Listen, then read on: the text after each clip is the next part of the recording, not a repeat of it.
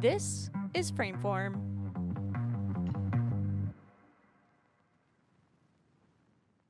All right, here we go. Lights, camera, action. Now, which of those words came first? For real, which one of those came first? I mean, I guess light really does make sense because light is a necessity, right? We gotta see with our own two eyes, and the only way that actually works is with light. Sunlight in most cases, but in this case today, we're talking about not just the necessity of light, but light in dance films that are designed by someone like a gaffer or director of photography designing the light. We are painting light on screen with dancers, light as a character. And we have a lot of films today to talk about in that case. Lighting is, again, something that as screeners of films is very neglected when it comes to films, especially films on digital. But it's also something that you can't really fake in post. Like in our color episode, we talked about the importance of, setting correct white balance. But even then, like there's a degree which you can fudge the color and create a look. You cannot fake light. You can't, you can bring up gain as much as you can, but you can't fake like a specific lighting design or a specific shadow design. You can't, and in some cases, the lighting's not fixable. If you overexpose something, you're not going to bring that back. If you underexpose something, maybe you can bring it up, but it's going to look a little sludgy in post. So it's something that you really have to think of on the day and requires a lot of planning. Otherwise, it's going to highlight your mistakes more than it's going to actually fix anything. For sure. In terms of the symbolism of lighting, I always love the example of the way that humans thought we see light and the way that we actually perceive light. So back in ancient times, the Romans thought that we saw things by projecting light from our eyes onto objects, and that's how we were able to see what we perceive.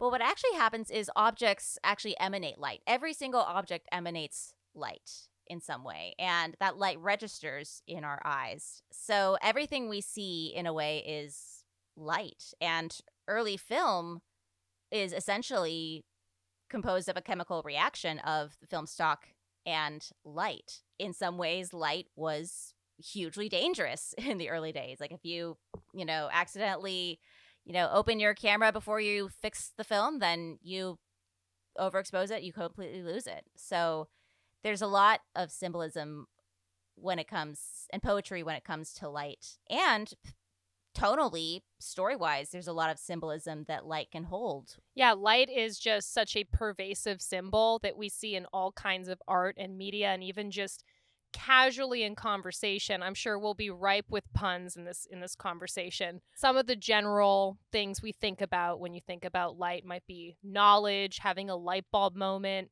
purity, morality, evolution, Promethean light bringing knowledge to humanity, even just space, cosmic energy. I mean, the sun, hello, big ball of fire, natural source of light. Even things like optimism and life and, the word enlightenment coming to consciousness. So it's definitely, in its many forms, is such an amazing symbol. But I love how what we're talking about today also touches on ways that we craft light, and not just how we use it symbolically in stories, but also different traditions of that linked to film and dance, and also the way that we have to technically understand it to create the things we want to see, and how much it can really elevate a project when it's done well. So we're going to cover a lot of films today. We're going to touch on a few and deep dive on even fewer, because there just really are so many great examples and such an awesome variety. I mean, not just with light in general, but talk about the absence of light with shadow. That plays a huge part. I mean, all the things that you just stated, Jen, on the positives of light. Mm-hmm. We can also look at the negatives, the absence of the shadow. creating mystery, evil, memory, secrecy, sad, depressing. It's usually set in a negative connotation, but I think that's what's the fun of metaphor with using light is we can build those ideas in the story from what we're just seeing being radiated off of these objects, off of these people. Yeah. And conversely, for some reason, the film that really popped into my head right now is Ari Aster's Midsummer. It is a wrenching film. It is a film that I love. Because when you think of typical horror, you think of, what's lurking in the shadows. Like, what are we not seeing? We're seeing The cabinet of Dr. Caligari. Exactly. Oh, and Morneau's a, phenomenal study in terms of how you use your lighting to generate horror. But Midsummer, I think, is a wonderful example of using an abundance of light in a way to generate horror, because it does, register as this really, bright, inviting environment, but it's an environment where you can't really go anywhere. You can't hide anywhere. And in a way, it's aesthetically tricking you into like feeling one way about the film while the horrors are on screen are, forcing you to feel another way. I love that tension and that subversion. That's awesome. Yeah. Yeah, it's definitely a movie to maybe watch during the day and not at night. It's a perfect midsummer film. Definitely the perfect midsummer film. Well, speaking of things to do during the day, part of our conversation planning for today was, okay, are we talking about things that are done in natural light and that use shadows really masterfully? And we decided, no, we're not going to do that. So if you want to deep dive into that, this is not the episode. So what we're really focusing on are films that take place mostly indoors. Some of them are outdoors, but have really intentional lighting design done with artificial light. If you look at the image being projected on a screen, especially in a theater, you can make out that it's shadows and light, but that's really amplified when you look directly into the light, when you look directly into the lens of the projector. Hopefully you don't hurt yourself while you're doing it. Oh. But you really see that the art of cinema is, while it combines other arts, when we see the visual result, the end result, the sonic result, the very material with which it's made, going back to its analog format, is light and shadow. As the projector, you're staring at the light. Don't stare too deep. But as we're talking about how much light is being let in, how much light is not, I mean, your eye, talking about going back to the Romans, like you were saying, Claire, your eye is basically what a camera acts like. So as we go outside in the bright lighting, you squint your eyes, your pupils are actually shrinking to let less light in. Mm-hmm. Like the camera aperture, if you take that camera outside and it's blown out, everything looks like white. You close the aperture and then things start looking like normal things as if you were to see them. And then vice versa in the indoor. When you go inside and it's really dark, your pupils open up and you can see things pretty easily. Obviously, we're on auto. Our eyes are on auto, and your camera is most definitely on manual. But when you're inside, you open up the aperture to let more light in. And if you let too much light in, that's where it gets a little weird and you get introduced that graininess thing that we commonly see in movies that we also commonly like to try to take out. So play around when you're using your camera, especially like a DSLR. You could do this also on your iPhone when you click on the little box, and you could adjust the meter up and down of how much light you want to let in or let out. As if our camera could do that.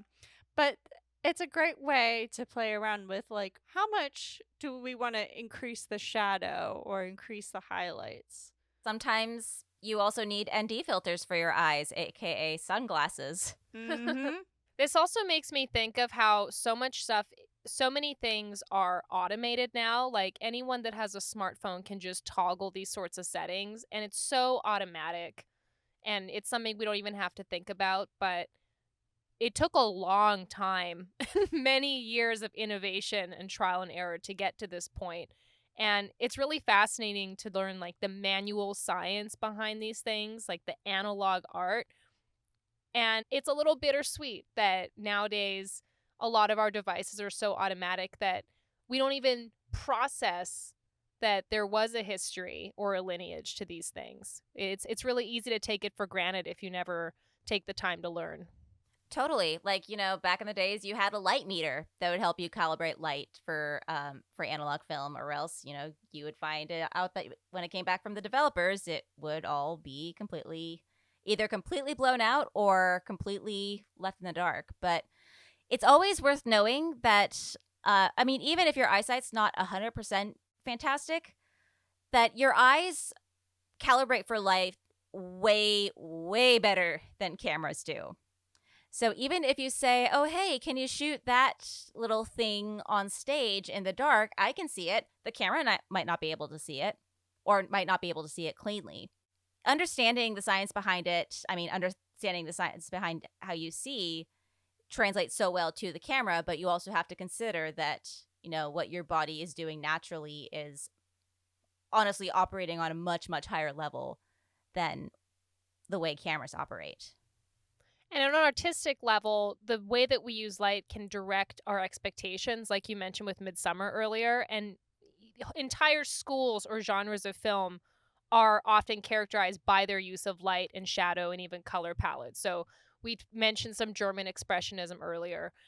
Film noir being shot with a certain lack of color and use of a lot of shadows and angles. Movie musicals being high key lighting and bright and happy, like romance or comedy. Or horror films, not just the roots with German expressionism, but others as well. And when we do see that subversion, it's a really intentional choice. But something that I do love that will kind of be threaded through the conversation today is not looking at, one of the pet peeves I have is when dance film's seen as a genre. And as we know, we've talked about it being a mode of filmmaking, not a genre. And within that, which also I have to say film noir is technically classified as a mode, but I digress. But within dance film and screen dance, we have certain films that seem like they are of a particular genre. So it'll be fun to mention some of those today and send people down those journeys in screening. Yeah. Before we get too deep into those, I think that, again, we mentioned it earlier in the episode, and I also want to shout out a phenomenal resource that Jen sent along, which is a video essay from The Take, which we will link in our show notes, which explains different trends in lighting feature films, which have definitely found their way into dance films. Now, I don't know about you, but as someone who works at a film festival who has to consider how these films are going to be projected at film festivals, often on screens that aren't IMAX or don't have, the most capable projectors, lighting then becomes super important. Because if I can't see your film on my monitor here, maybe it's going to look great on a screen, but a lot of times we can't take that chance. And that seems to be a trend. A lot of films are tending to trend darker and darker and darker in image. In some ways, it's easy to see why. Some of it is tonal, and then some of it is practical. I think a salient point that was made in the video was that it's much, much safer to underexpose an image and then correct later than to overexpose and lose detail. So if I'm shooting a show or if I'm shooting outside and I'm deciding whether to light for the shadows, like the hottest part of the stage or the darkest part of the stage, I will, if the subject is in that area, probably expose them for the lightest part of the stage and maybe leave the darker areas a little darker than normal, because I know I can bring that up, but I can't bring the light down. Well, and something that they mention in the Take essay is also the use of CGI. And if you have darker cinematography, it's easier to add CGI. But we are not seeing a lot of CGI in independent dance films coming through. But we're going to start out our shout-out round of many fabulous films we're not going to deep dive into, but we wanted to acknowledge them and include them in our, canon and our syllabus for this episode.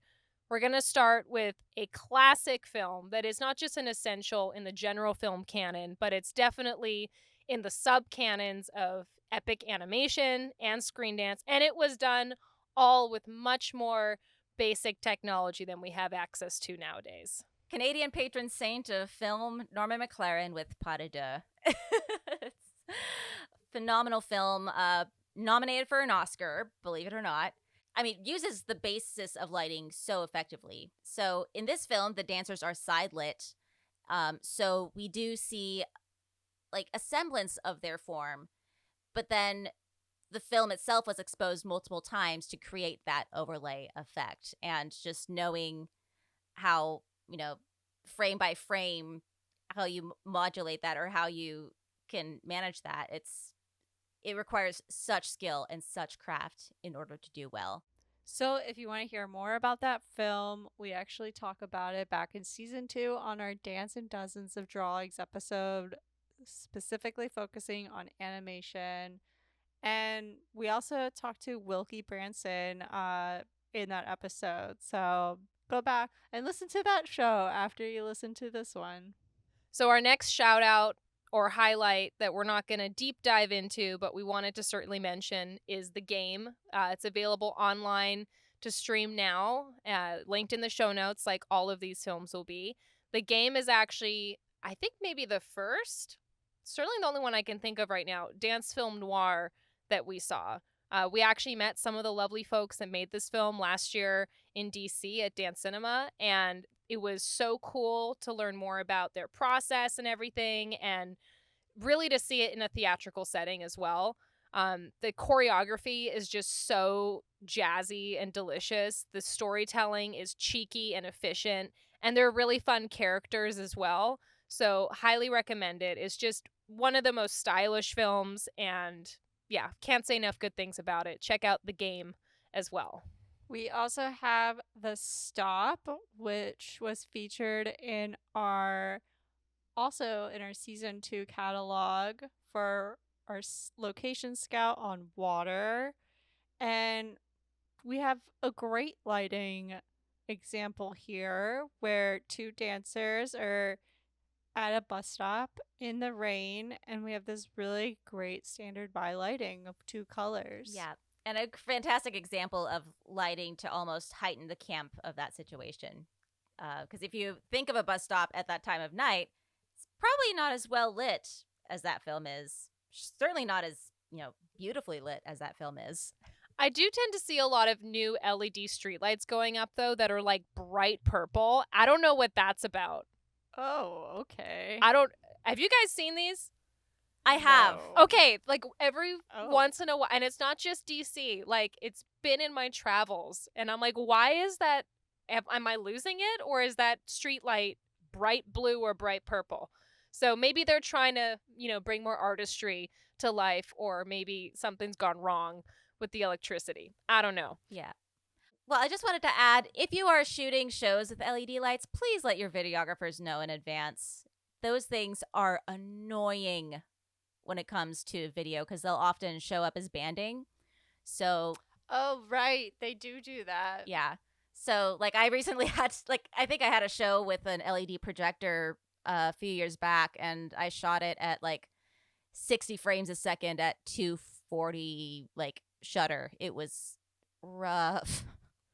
I'm so sorry that happened. It's because I'm sure most people don't even think about it at all. They're like, you bring the video, I'll bring everything else, and it'll be fine. Yeah, and then you're there with looking at all your footage, like, how am I gonna fix this?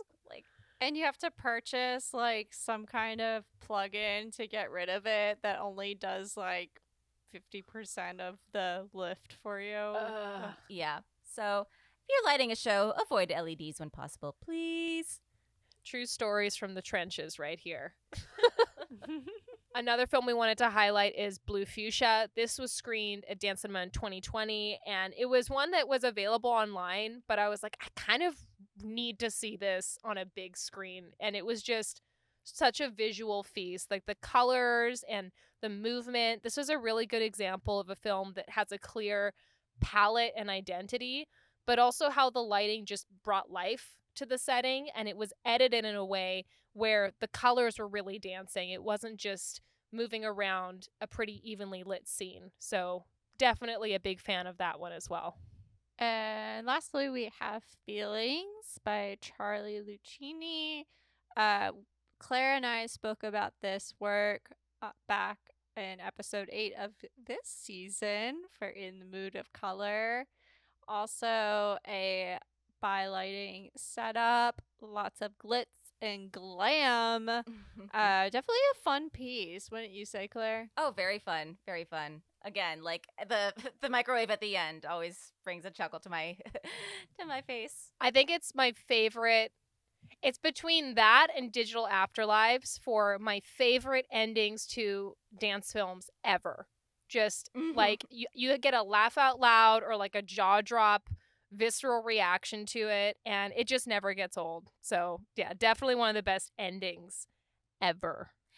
Well, I do want to sneak in one more film before we focus on our main rota, but one film that was percolating in the planning conversation was Hypera, which features a light installation behind a dancer. Now, this is an example more of sort of the visual design and the lighting resonance that comes from that, but it is a very interesting example of that, particularly when it comes to the lumens that we see in that design, or the intensity of the light that we see in that design, and how that emanates and lights the dancer. So, lumens basically controlling the intensity of the light that you see. Seeing this brilliant design and sort of the runoff that it creates.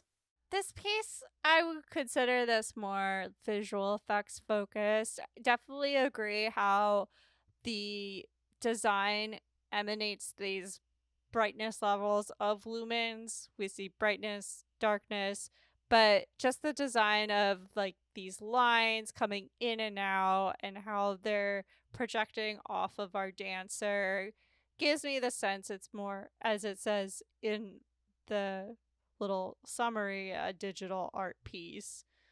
So it's hard to say, like, are we actually painting light with regular, what we would call light bulbs from the side, bottom, above, wherever you put them placed. But because this is more like we're using screens, digital screens, rather than, you could say, those damn fluorescent lights to make this work. But that would be that would not, that would actually be very hard to pull off if we did use a bunch of fluorescent lights or those neon bulbs to make this work. That's just a whole nother ball game and a totally different piece, to be honest.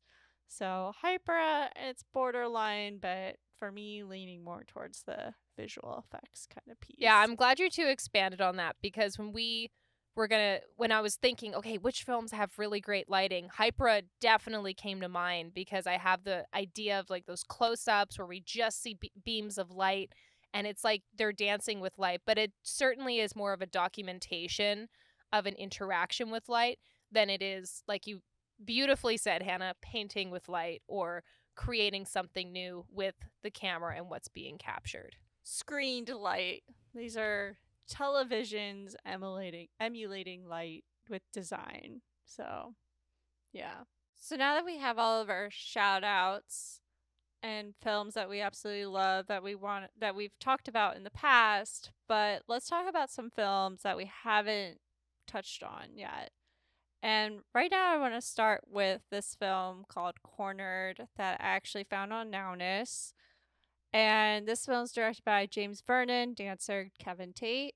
Lighting, however, we don't have a gaffer or a designer for this piece. This is actually using available light. As we said, we're talking about how sunlight, available light could be used in dance films, but we're not going to talk about that. In this case, the available light is using artificial light inside, and how they shot this piece is pretty fascinating for people who are just using what they have. In this case, the dancer is completely in silhouette, which is really cool to the eye because in this case, it's so silhouetted that it almost looks like cartoonish, which I thought at first because they're just completely in the dark. You don't know who they are, what they are. It could be an alien dancing. You don't know what their skin color is until there's that moment where we get a peek of their skin tone. So, as we were saying earlier about like cinematography being too dark to see, in this case, I feel like this is a film that is playing on that edge and actually doing a pretty good job at it, where the shadow and the darkness really does play a character in the piece. Absolutely. Like, I think it's really impressive that even with the available light source that they maintained such a consistent lighting on the dancer for that whole time, even with the moving camera. That's a very, very hard thing to do. And as you mentioned, it's difficult to perceive who is dancing in this until we see the figure move into the light. And it's another issue with lighting that does historically need to be brought up, in that we mentioned this in our analog film episode, but lighting for a variety of skin tones wasn't common practice until really a few decades back. Like even in the days when schools had photo shoots, or different companies had photo shoots, there were these calibration techniques used called Shirley cards, which usually featured people with pale skin, and anyone who had skin darker than that was not going to be lit. Surely we can do better than that. Not a light pun, but I had to. But yeah, I mean, it's super impressive, all things considered, considering that they're using available light. Not only, lighting their subject as intentionally as they do, but also not featuring in the shadows themselves. Well, it's really beautiful even how the light hits different skin tones, and this film just has such a beautiful texture to it, and I think the silhouette really enhances how we're able to take in the choreography and the setting as well. I think if it had just been a plain room without the bluish wash over everything and like those hints of purple and pink that I think I was seeing at certain moments, it just would have been another dance film in another abandoned room. But this actually does so much better than that. So the lighting here, I think, is really essential to elevating the piece. I don't think I would have really enjoyed it if it just had been shot during the day and there hadn't been any wash to it at all. So, yeah, kind of necessary in this one for sure. I think what's so impressive with the light in this work is the mood. I mean, the music definitely kind of builds this stress, and I mean, the piece is called Cornered, but the shadow, I feel like whenever we see shadows perceived in cartoons, like I've said in the beginning, how I thought this almost looked like a cartoon because of how dark it was, it has that stressful feeling. It's just constantly going, it's constantly moving. You do have that cornered claustrophobia going. And I think that's what shadows do. I mean, when we think of like candlelight, for instance, they create constant movement on people's faces, on just an object that's standing still. It creates the heightened intensity. And for this piece, you definitely have that feeling of stress and mystery, and what's you're questioning what is happening. Certainly questioning what's happening. And I think on another level, it can be read as, a struggle to find the light in a situation that's stressful too. Because we do see, again, what makes it so impressive in terms of keeping the dancer consistently lit also adds to the tone and the themes of the film, in that, someone is trying to find the light and they, only grasp it so many times despite it being very visible, very, very, very prominent, but not quite being able to obtain it. I think we should see more films that play around with this quality of the silhouette, not just how we kind of see it in dance in the proscenium stage, but just really understanding how we can experiment more with darkness and light and doing it right. Right, Claire? Doing it right. Exactly. I think it's hard to execute in a film setting, whereas on stage we're so used to seeing it and it's so impactful. Like, gotta love a silhouette moment or an entire section done in it, more than a moment. But it is hard, and you need to have that technical knowledge to say, okay, we're shooting it this way and not create more problems in the process. And there's such a difference technically between the types of cameras used in those situations. Yeah. So, I mean, I typically use a camcorder type camera in a performance situation, which has a very mobile ring aperture.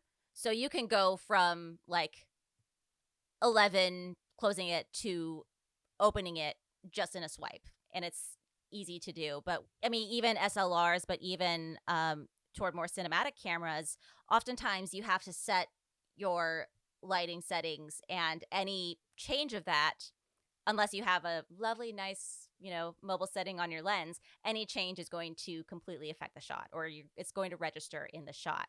So likely, like, whatever you set for your lighting is what you're going to be getting for, and that's very clear with something like this. So the next film that we're going to shine a light on is Barbarian's Origins, and that is Barbarians: Origins, as it is part of a series. This film had a lot of play on the festival circuit last year. It's very clear to see why. The performances are incredibly impressive, and particularly the kids' performances are very impressive. Oh, for sure. Some of the best kids' performances I've seen in any dance films. It was an immediate like, oh, this is so good. It's believable. It's better than some of the adult acting I've seen. Exactly. And another case where a child, dancing is where the choreography is sophisticated yet also age appropriate.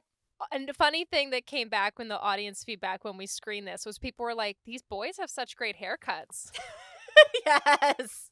Just a side note. Apparently, what's fashionable in Europe is like a little better than the mop top thing we've got going on here in North America right now. True that.